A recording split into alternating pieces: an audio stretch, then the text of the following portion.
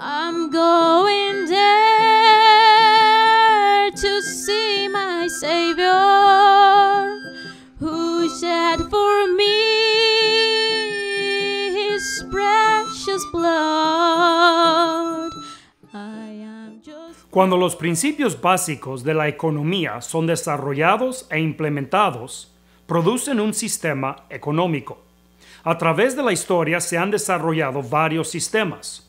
Uno de los primeros sistemas fue el feudalismo. Este sistema fue predominante entre el siglo IX y el siglo XV.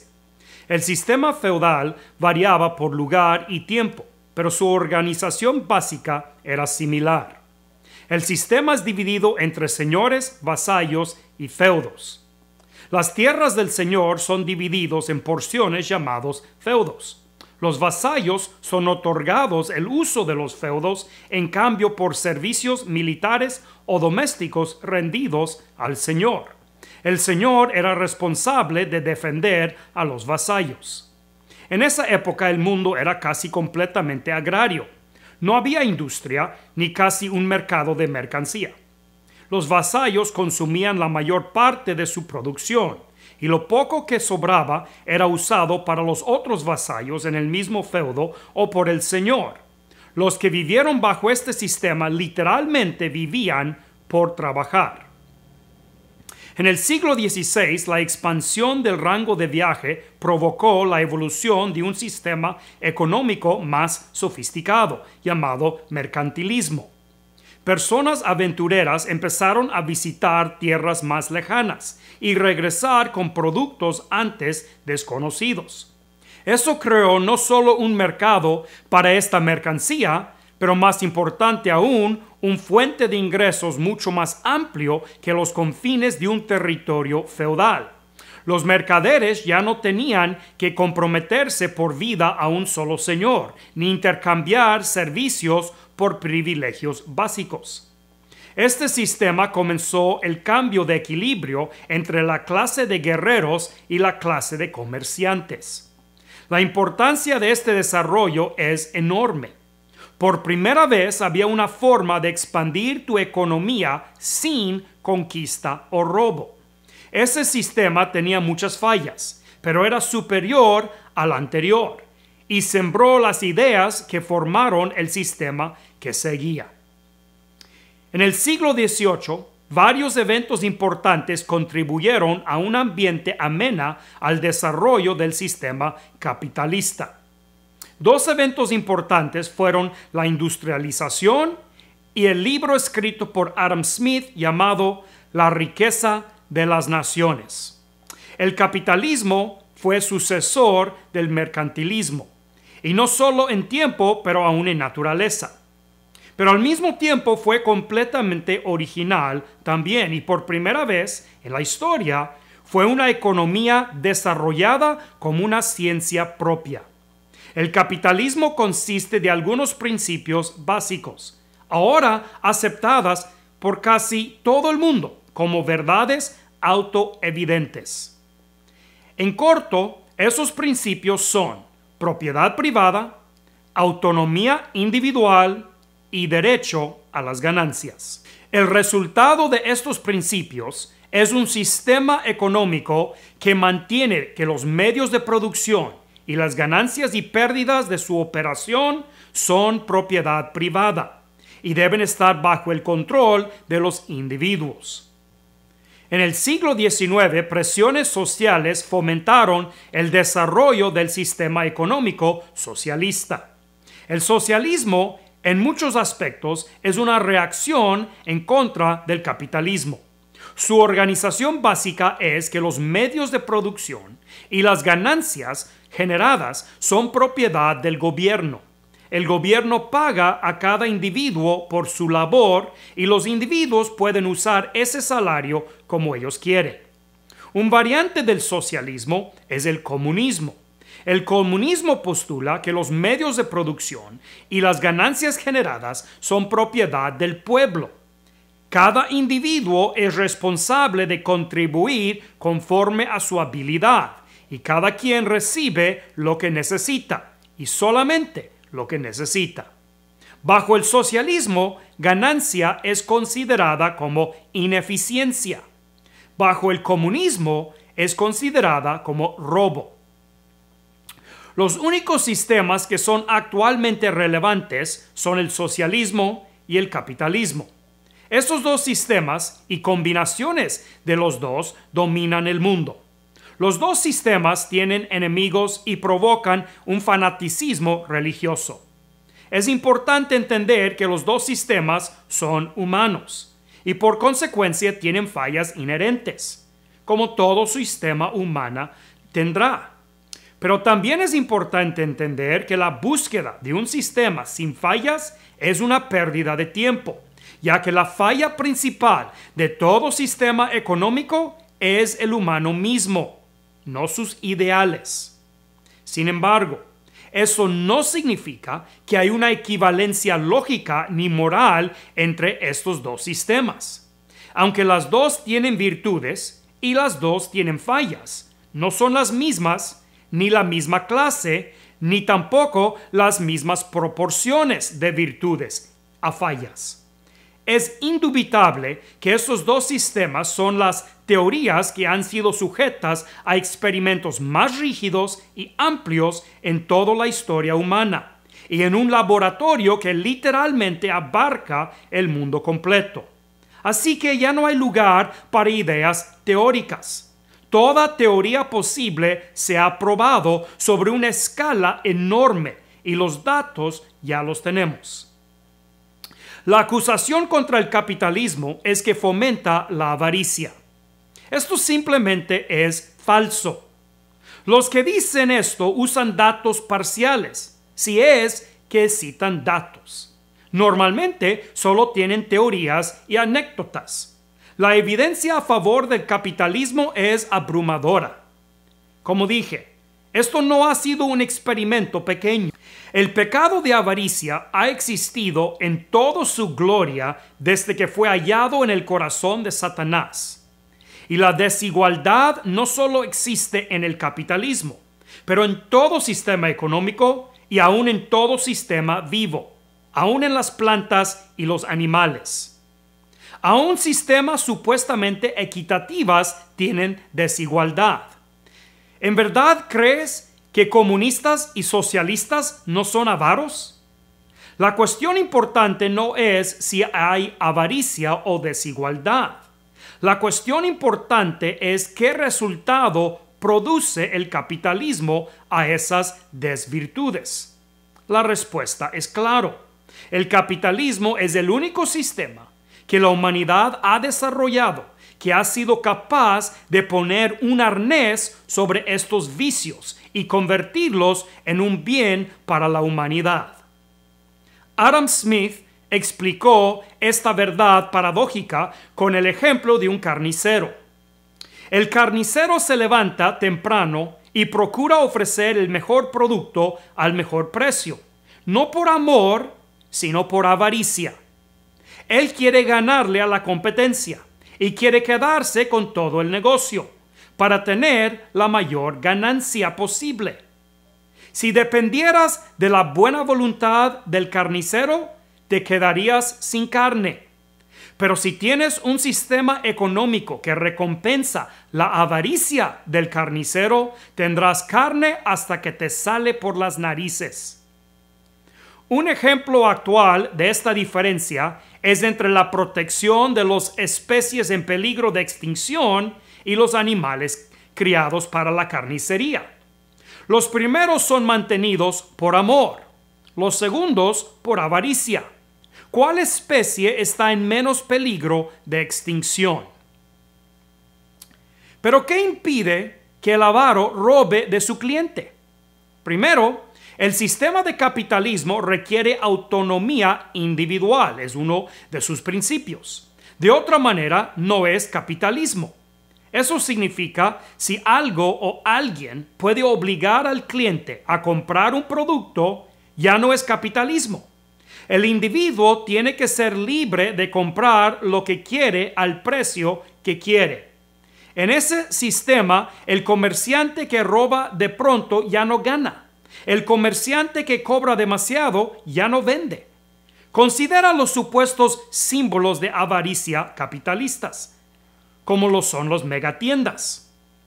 ¿Quién te cobra más por el producto? ¿La tiendita de la esquina o el supermercado? Además, considera por un momento la incongruencia de usar precios como indicios de avaricia. Cuando un comerciante sube sus precios, todos dicen que es por la avaricia. Pero ¿qué hay cuando el mismo comerciante baja sus precios? ¿Acaso es porque de repente dejó de ser avaro? ¿Y luego se convierte otra vez en avaro cuando de nuevo lo sube? Obviamente eso es absurdo. El comerciante sube y baja los precios por la misma motivación, avaricia. Pero el error de los simples que critican al capitalismo es pensar que el comerciante puede fijar el precio como si fuera por pura fuerza de voluntad. Todo comerciante tiene competencia y esa competencia es brutal, aun cuando el comerciante tiene un monopolio. ¿Cuál es la competencia? La competencia es cero. Cero ventas, cero ingresos, cero ganancias. Bajo capitalismo, el cliente puede elegir no comprar. Aún monopolios van a la bancarrota si el cliente rehúsa comprar. Por esta razón, el capitalismo ha dado luz y alimentado a las únicas revoluciones pacíficas en la historia. Gandhi en India, Martin Luther King Jr. en el sur de los Estados Unidos, Nelson Mandela en Sudáfrica, Gary Smith, Elizabeth Stanton y Susan Anthony en los Estados Unidos y muchos otros. Todos ellos usaron el derecho capitalista de propiedad privada, autonomía individual y derecho de ganancias para exigir cambios sociales y legales enormes. Unos ejemplos. Los negros en el sur de los Estados Unidos boicotearon por poco más de un año el sistema de transporte público, provocando una crisis financiera a las compañías de transporte. Por fin, el gobierno tuvo que rendir y otorgar derechos iguales a los negros. Esto solo fue posible por el capitalismo. Los negros tenían autonomía individual y la compañía de transporte era privada y por lo mismo no podía descargar sus pérdidas sobre los ciudadanos en la forma de impuestos y subsidios. La razón que esas leyes inmorales pudieron existir por tanto tiempo es por la intrusión del gobierno en el sistema capitalista. En esos años los negros eran prohibidos integrarse con los blancos. No podían usar los mismos baños, restaurantes, transporte, asientos, fuentes de agua y muchísimas otras cosas. Los que no entienden la ciencia económica piensan que los negocios eran racistas y que el gobierno solucionó el problema. En realidad, el gobierno fue el problema. No hay duda que había mucho racismo en esa época, inclusive entre los dueños de las empresas, quizá todos. Pero ese racismo solo pudo existir como una función de la economía porque el gobierno se entrometió en el sistema capitalista, mudando una gran porción de ese sistema en un fascismo de facto. Entonces, un restaurante podía ser racista porque todos eran obligados por ley a hacerlo. Pero bajo capitalismo, un comerciante puede ser racista y negar y servir o vender a alguien, pero su competencia es libre a vender y servir a esa persona y disfrutar las ganancias por no ser racista. Aunque en realidad el que vende bien pudiera tener los mismos pensamientos y opiniones que aquel que no vende. Otro ejemplo. Durante la Gran Depresión, en los 1930s, el administrador de Cadillac observó que muchas agencias de autos rehusaban vender a los negros. Y por consecuencia, él vio que había una demanda potencial de ventas no explotada. Él presionó a General Motors a promover Cadillac a los negros. Y durante esos años de mala economía, las ganancias de Cadillac superaron a todas las otras marcas de automóvil. El racismo le costó mucho a las demás marcas y la avaricia de Cadillac le sirvió mucho a sus clientes negros. Pues de pronto, todas las fábricas fueron obligados por presión económica de abrir sus ventas a todos. Bajo el capitalismo, ¿cuál es la fuerza que castiga y subyuga a la expresión externa de la maldad? La avaricia. Bajo el fascismo, la avaricia premia la maldad. Vuelvo a enfatizar, la avaricia existe en todo sistema en partes iguales, pero el capitalismo lo convierte en una arma para el bien de la humanidad. En conclusión, podemos decir que la avaricia propela al capitalista a procurar el mejor producto al mejor precio. No solamente el que vende, pero igualmente el que compra. Cualquier que participa en vender o comprar un recurso bajo los mejores términos que le es posible negociar es un capitalista. Si tú regateas con el tianguista o con el vecino que quiere venderte su auto, tú y él, los dos son capitalistas. Y los dos están poniendo en obra su avaricia. De otra manera, le pagarías más de lo que te pide. Bajo otro sistema económico, esa avaricia terminaría en guerra, muerte, robo y pobreza. Pero el sistema capitalista provee un armazón sobre el cual la avaricia puede ser obligada a producir un intercambio beneficioso a ambos. Y eso resulta en paz y prosperidad para todos. Sin duda, muchos van a oponerse y ofenderse. ¿Cómo puede ser bueno la avaricia?, dirán. La avaricia es pecado, proclamarán. Eso es cierto. En la economía del reino de Jesús no habrá lugar ni tolerancia para la avaricia, ni necesidad. Sin embargo, mal inimaginable e indecible ha resultado del intento de implementar las consecuencias de las virtudes del reino sin el poder de infundir la virtud del reino dentro de la naturaleza humana. Idealistas son la muerte de miles. Ideólogos son los verdugos de millones. Es cierto que el capitalismo no produce igualdad. De hecho, la consecuencia innata en el sistema es una de desigualdad más amplio. Pero este efecto secundario tiene que ser considerado desapasionadamente. Hay que volver a enfatizar: todo sistema produce desigualdad. Un viejo chiste en países comunistas es que el comunismo hace a todos parejos, solo que unos son poco más parejos que los demás. La diferencia entre la desigualdad del capitalismo y aquella de los otros sistemas es que el nivel de prosperidad absoluta es mucho más alto para todos bajo el capitalismo. Eso significa que bajo otros sistemas económicos hay menos diferencia relativa entre el rico y el pobre, pero todos son absolutamente más pobres.